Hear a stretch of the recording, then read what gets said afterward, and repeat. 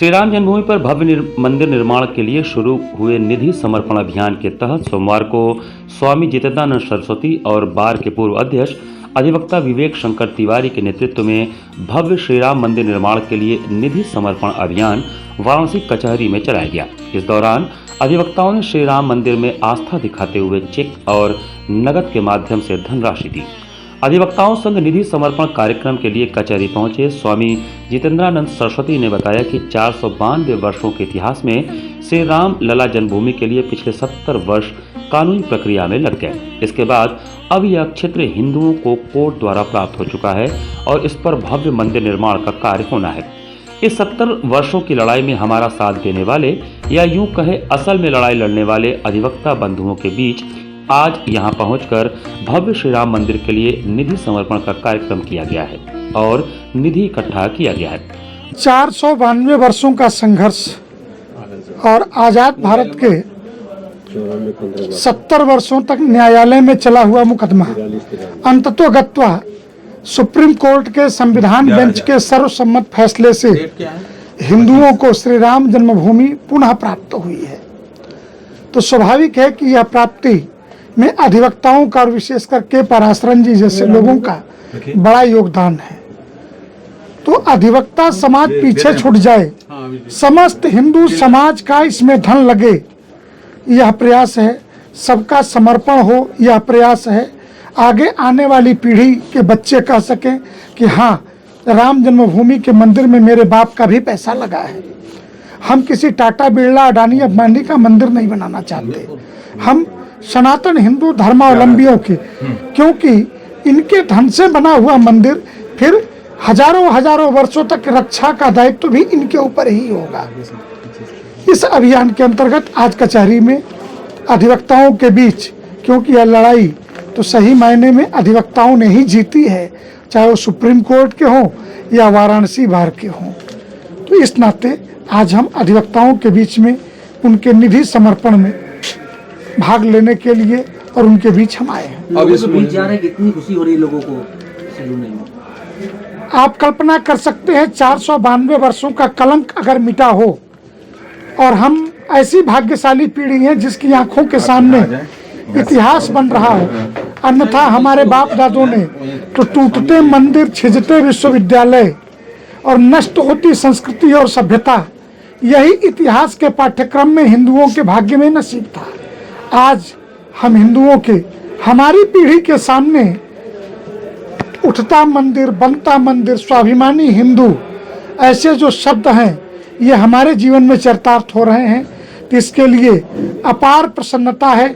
जिसके पास भी हम गए वो अपनी हैसियत के अनुसार दिल खोल करके सबने अपना समर्पण किया है। स्वामी संकल्पना क्या है? आज अधिवक्ताओं में है तो समाज के हर अंगों को टच करना है, छूना है।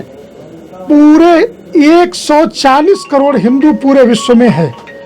अभी हिंदुस्तान के अंदर 13 करोड़ परिवार और 70 करोड़ एडल्ट के बीच हमारी जाने की कल्पना है और हम लगभग 100% अपने लक्ष्य को प्राप्त कर रहे हैं और समाज में बहुत जबरदस्त उत्साह है और इसके द्वारा समाज को पुनः खड़ा करने का लक्ष्य है। ऐसे लोग भी हैं जो दूसरे नजरिए से देखते हैं, जो राजनीति से वशीभूत होकर नजरिया चेंज करते हैं। ऐसे लोगों के लिए क्या मैसेज रहेगा स्वामी जी?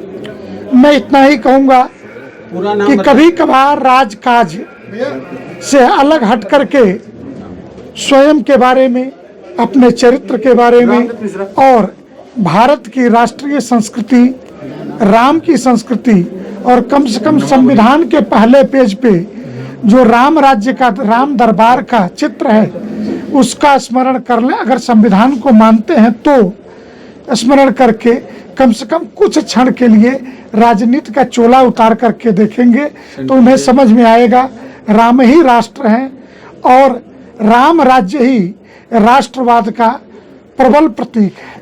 गुरु जी, कुछ लोग गुप्त दान भी करना चाहते होंगे, उनके लिए किस तरह की व्यवस्था की है? अयोध्या में श्री राम लला के सामने बहुत बड़ी हुंडी लगी हुई है। उस हुंडी में कोई जाए, राम लला का दर्शन करे और वहाँ उसमें डाल करके चला आए कोई नहीं पूछने वाला है कितना डाला क्या डाला।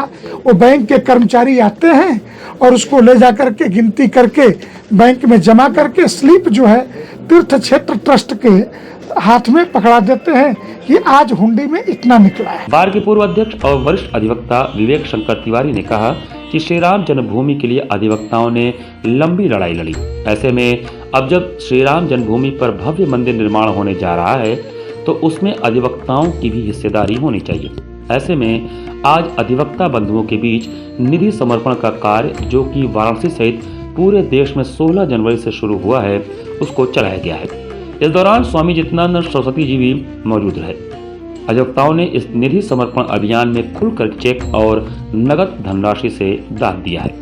देखिए, प्रस्तावित राम मंदिर निर्माण के लिए जो देशव्यापी और वैश्विक स्तर पर जो निधि समर्पण का अभियान चलाया गया है, तो आज अधिवक्ता समाज की जो भागीदारी है उसको सुनिश्चित करने के लिए हम सबके बीच में अखिल भारतीय संत समिति के राष्ट्रीय महामंत्री परम पूज्य स्वामी जितेंद्रानंद सरस्वती जी आए हैं और यह अधिवक्ताओं के मध्य जन जागरण जो अभियान चला रहे हैं कि हर अधिवक्ता की पैसा कितना देना है, धनराशि निधि का समर्पण कितना होना है, यह निश्चित नहीं है, लेकिन हर अधिवक्ता की भागीदारी मंदिर निर्माण के प्रति होनी चाहिए।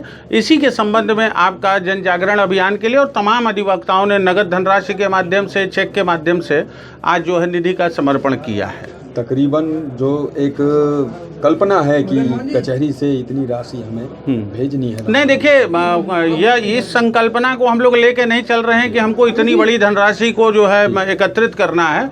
सबसे बड़ी बात है कि हर अधिवक्ता की भागीदारी सुनिश्चित हो।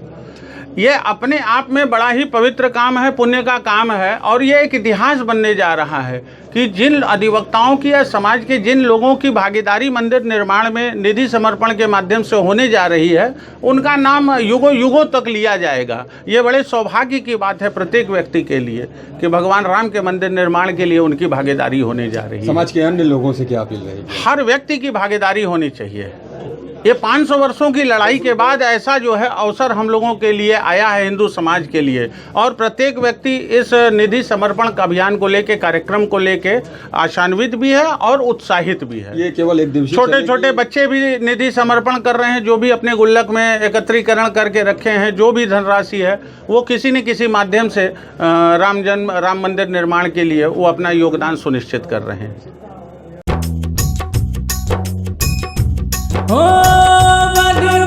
ढूंढ रहे रघुराई,